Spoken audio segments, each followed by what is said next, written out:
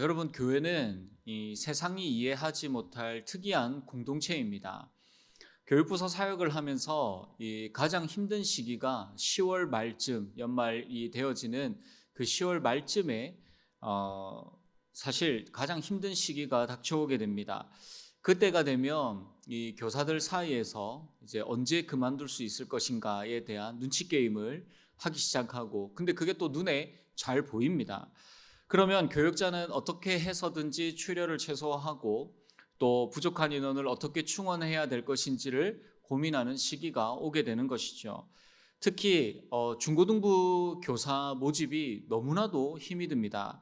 언론과 또한 주변에서 하도 중학생들, 고등학생들은 힘들다, 사고를 많이 친다, 특히 중학생들 중이병이 너무 심하다, 치료가 안 된다, 이런 이야기들을 막 듣다 보니까 중고등부는 안 가. 중고등부는 너무 힘들어. 심지어는 중고등부 학생들이 너무나도 무섭다라고 이야기를 하시는 분들도 들었습니다. 한때는 이런 상황들이 너무나도 이제 심하고 스트레스를 너무 많이 받아서 차라리 월급을 주고 뽑았으면 좋겠다라고 하는 그러한 생각까지 한 적이 있습니다. 그러나 선생님들이 다 그렇지는 않습니다. 아무리 힘들어도 묵묵히 자리를 지키고 아이들을 사랑하고 또한 섬기려고 하는 우리 선생님들도 있습니다. 그리고 그러한 선생님들의 기도와 또한 헌신을 통하여서 이 전혀 변하지 않을 것 같던 이 아이들이 하나님을 인격적으로 만나고 또한 하나님을 경험하는 놀라운 그 구원의 역사들을 또한 그 현장에서 함께 보기도 합니다. 지난 교회에서 제가 중고등부 사역을 할 때에 항상 이 자신의 여름 휴가를 중고등부 수련회 기간에 맞춰서 휴가를 쓰는 선생님들도 있었습니다. 그리고 또 겨울 수련회는 휴가가 없으니까 연차를 써가지고 겨울 수련회를 참석하는 선생님도 있었습니다. 수련회 준비를 위하여서 며칠 밤을 새우고 출근하는 선생님들도 있었습니다. 제가 그 선생님들과 수련회를 준비하면서 왜 이렇게까지 하냐라고 그렇게 물었을 때 그들의 대답은 간단했습니다. 이 아이들을 너무나도 사랑하기 때문에, 꼭 이 아이들이 하나님을 만났으면 좋겠다라고 하는 그러한 대답이었습니다. 여러분, 성경은 그 헌신의 이유를 이렇게 설명을 하죠. 오늘 보면 13절 말씀을 보시면 이제는 전에 멀리 있던 너희가 그리스도 예수 안에서 그리스도의 피로 가까워졌느니라 라고 말씀합니다. 내가 먼저 만나서 변화되어진, 나를 만나주신 그 예수 그리스도를 이 아이들도 만났으면 좋겠다라고 하는 그 하나의 마음으로 수고와 헌신을 마다하지 않는 것입니다. 여러분, 이러한 모든 일에는 세상적인 어떠한 계산법이나 그리고 이윤의 추구가 아니라 오직 그리스도 안에서만 일어나는 능력이며 또한 은혜입니다. 오늘 본문은 교회 공동체를 두 가지의 극명한 모습으로 대조하면서 설명을 하고 있습니다. 11절 12절 말씀을 보시면 그러므로 생각하라. 너희는 그때의 육체로는 이방인이요 손으로 육체에 행한 할례를 받은 무리라 칭하는 자들로부터 할례를 받지 않는 무리라 칭함을 받은 자들이라. 그때 너희는 그리스도 밖에 있었고 이스라엘 나라 밖의 사람이라. 약속의 언약들에 대하여는 외인이요 세상에서 소망이 없고 하나님도 없는 자이더니 라고 합니다. 여러분, 11절 12절이 길지만 한마디로 이야기를 하면 너희들은 예전에 그리스도 밖에, 소망 밖에, 그리고 그 하나님의 언약 밖에서 살아갔던 그러한 죽음 가운데 있었던 자들이다라고 이야기를 하는 것입니다. 바울은 먼저 우리가 그리스도 밖에 있었을 때에 어둡고 절망적이었던 예수 그리스도를 믿기 전에 그 과거의 모습을 한번 잘 생각해 보아라 라고 이야기를 하고 있는 것이죠. 하나님을 만나기 전 우리의 모습은 죄로 생각하지 못했고 그리스도 앞으로 나아올 생각조차도 하지 못하였던, 철저히 버림받았던 상태입니다. 세상에서 많은 것들을 가졌고 풍요를 누리는 것처럼 보일 수 있지만 하나님과의 약속도 또한 하나님의 언약도 없기에 결국 아무런 소망 없이 살아가는 하나님을 모르는 비참한 자들의 실상을 잘 이야기하고 있는 것이죠.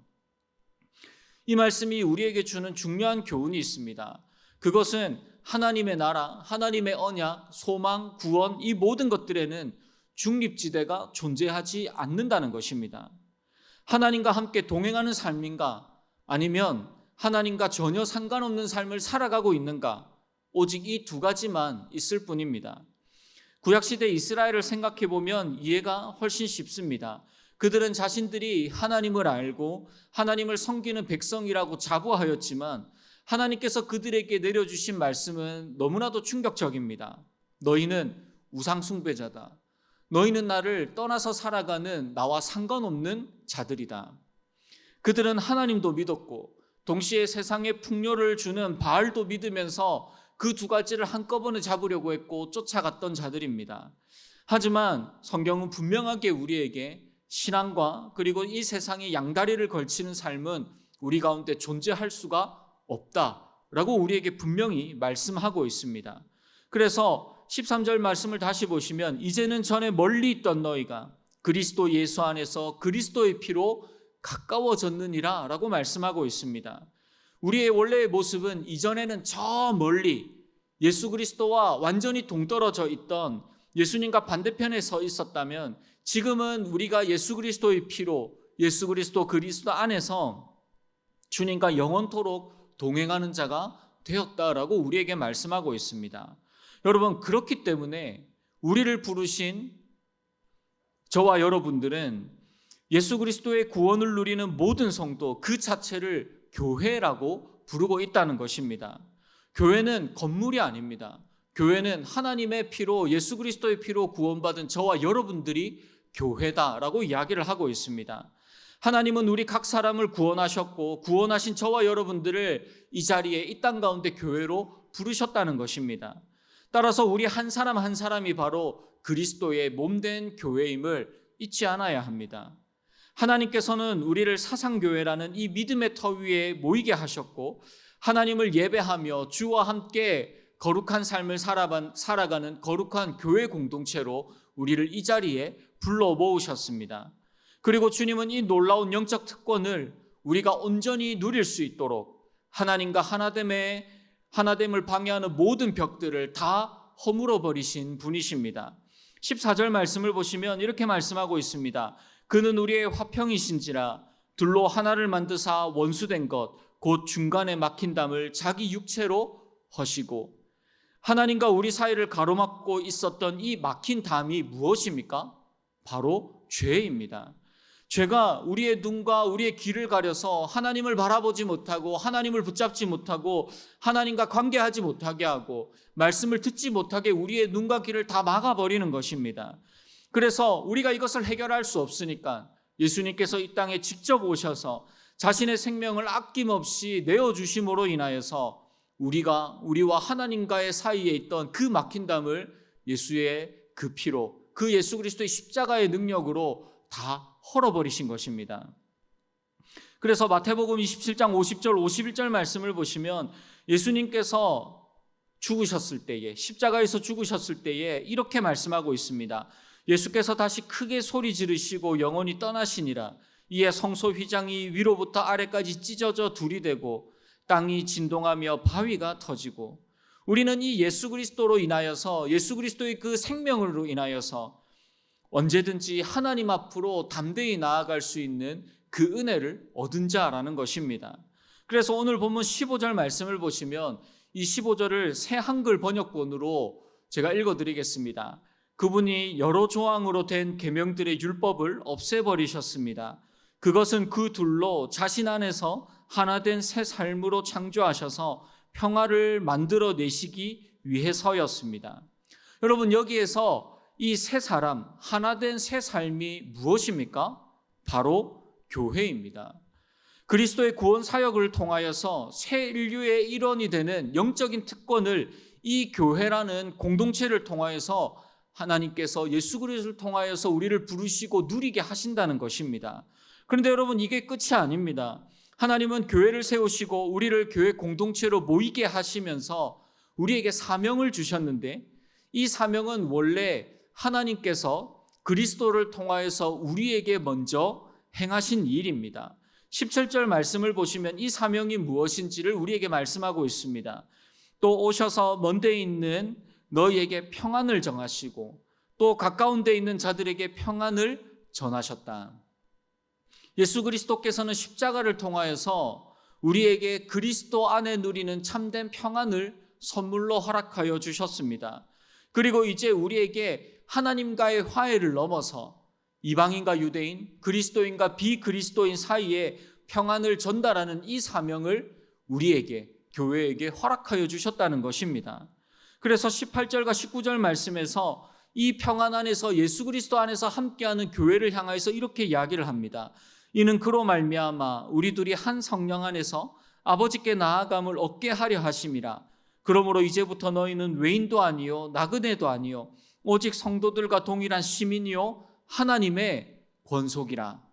여러분, 우리는 그리스도 안에서 하나님의 권속, 즉 영적 가족이라는 것입니다. 세상 사람들에게는 학연, 혈연, 지연 이러한 것들이 너무나도 중요하지만 교회 안에서는 이러한 세상의 조건들이 다 사라져야 합니다. 그리스도인들은 예수 그리스도의 피로 묶인 한 몸 공동체가 되었다라고 우리에게 주님께서 선포하고 계십니다. 그래서 교회에 발을 들이는 모든 사람들을 우리가 대할 때에 그들이 부유하든 가난하든 강하든 연약하든 그리스도 안에서 한 가족임을 기억하고 그들을 향하여서 기쁘게 환대할 수 있는 교회 공동체가 되어야 합니다. 이것이 하나님께서 예수 그리스도의 생명으로 세우신 교회의 참된 사명이며 참된 올바른 모습인 것입니다. 이처럼 교회는 인간의 어떠한 노력이나 물질, 개인의 열심으로 세워지고 유지되어지는 곳이 아닙니다. 하나님은 교회가 어떠한 상황 가운데서도 절대로 흔들리지 아니하도록 예수 그리스도를 교회의 가장 견고한 기초로 세워주셨습니다. 20절 말씀을 보시면 이렇게 말씀하고 있습니다. 너희는 사도들과 선지자들의 터 위에 세우심을 입은 자라. 그리스도 예수께서 친히 모퉁이 돌이 되셨느니라 라고 말씀하고 있습니다. 그림을 좀 보여주시겠습니까? 여러분, 저 그림을 보시면 로마 시대에 이 문의 형태가 저렇게 아치형으로 되어져 있었습니다. 그러면 저 문의 가장 기초석이 되어지는 저 모퉁이 돌이 되어지는 것과 그리고 저 위에 보시면 종석이라고 해서 아치형의 맨 위에 있는 돌이 있습니다.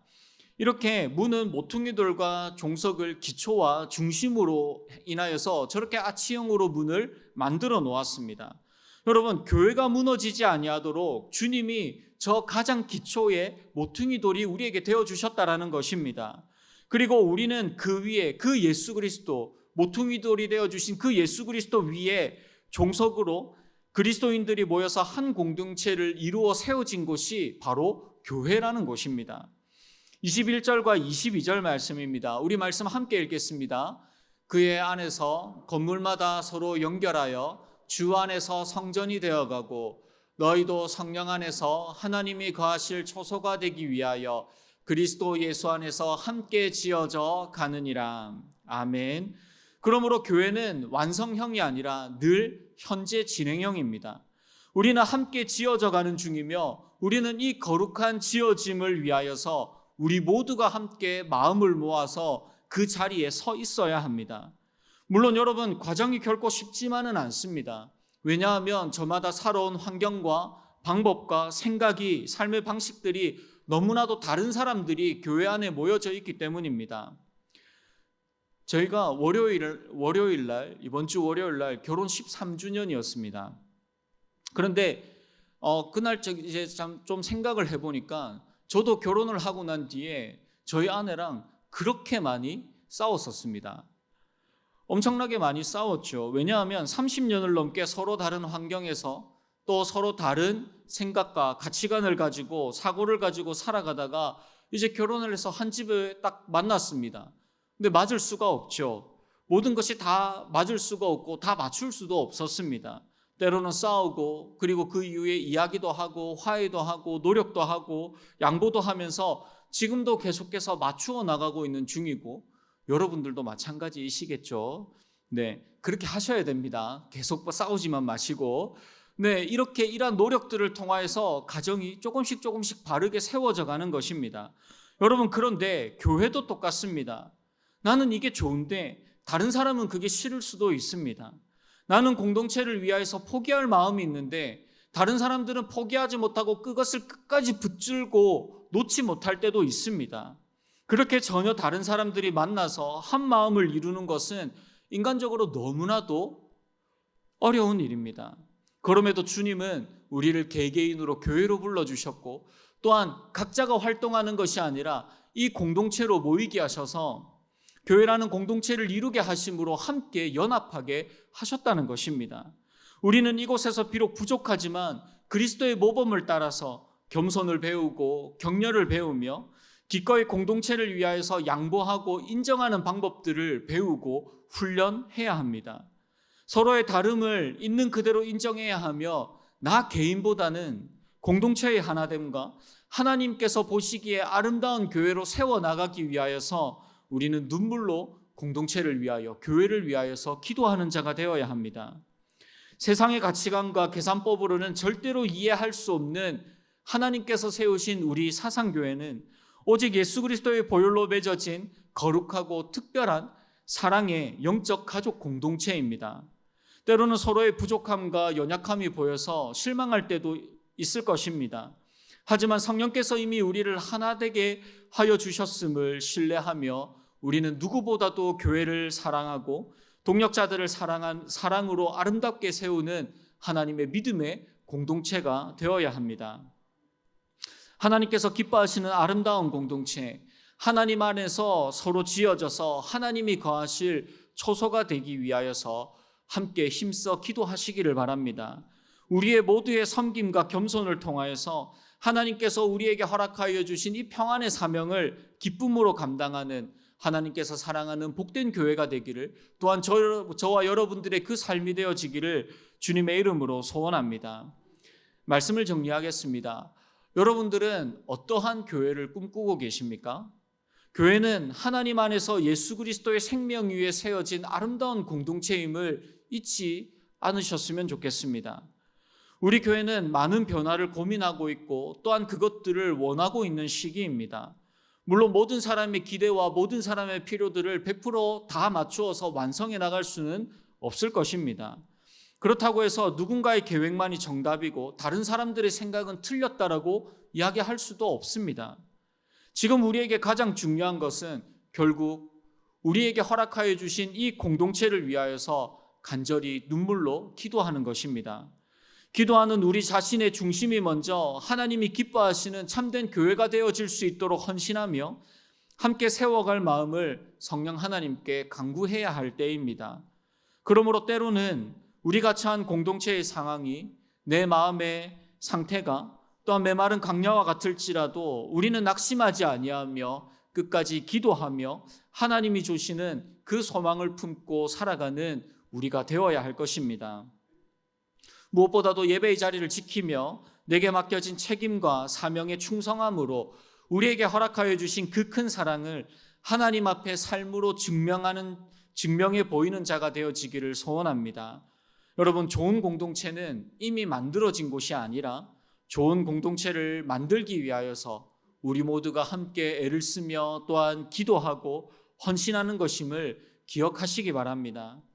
우리에게 허락하여 주신 이 사상교회라고 하는 믿음의 터 위에서 서로의 다름을 인정하고 또한 겸손히 격려하며 기도함으로 하나님께서 기뻐하시며 또한 하나님의 마음을 시원하게 하는 아름다운 교회를 함께 세워가는 사랑하는 저와 여러분들이 되기를, 또한 오늘 이 기도의 시간이 되어지기를 주님의 이름으로 축복합니다.